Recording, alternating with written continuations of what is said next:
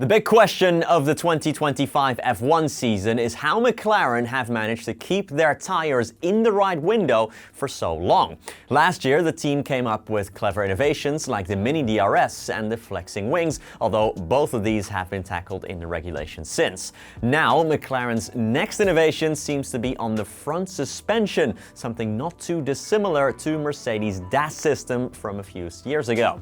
In today's GPFans Special, we'll tell you all about the Papaya team's latest innovation. McLaren aren't that much quicker than the rest in 2025, but they do have a big advantage when it comes to tire temperature, resulting in lower degradation. This makes the MCL 39 rapid in qualifying, but even more so in race trim. Lando Norris and Oscar Piastri can extend stints more easily than others, with McLaren winning several races this year by very big margins. Piastri won in Bahrain by 15 seconds, and in Miami, the gap to George Russell, the quickest non-McLaren, was around 40 seconds.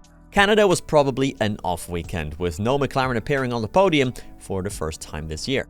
McLaren have been covering up their front suspension all season, but in Montreal, some pictures of it finally emerged without the brake drums bolted on. The well-known F1 technician Craig Scarborough dove into these pictures and claims to have figured out how McLaren can keep their tire temps and tire deg down compared to others. Here are some of his findings. Let's talk about the front suspension and mainly the wishbones. The wishbones connect the wheels to the car chassis and can absorb vertical and lateral movements of the car. Today, teams opt for a double wishbone construction. This offers superior handling, better wheel alignment control, and improved ride comfort compared to other suspension types. There is sort of a universal design for the wishbones that almost every team uses, but McLaren's is slightly different. Scarborough spotted that the lower wishbone is different, calling it a multi-link front suspension, and he thinks this is the main reason McLaren have so little tire degradation. Instead of a conventional V-shaped wishbone suspension, McLaren uses two separate wishbones that together kind of create a virtual steering axle.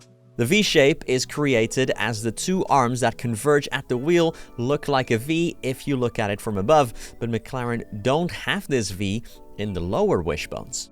The multi-link front suspension make the tires have a different camber when on the straights and in the corners. This is how the tires don't overheat as quickly. This sounds similar to the DAS system, the dual-axis steering system Mercedes used before it got outlawed. They were allowed to use it in 2020, but the FIA made it illegal for the years after. Not because of the change in camber, but rather because the steering wheel changed position as well when used. Article 10.4.2 was drafted, making it illegal for teams to change tire camber through the steering column.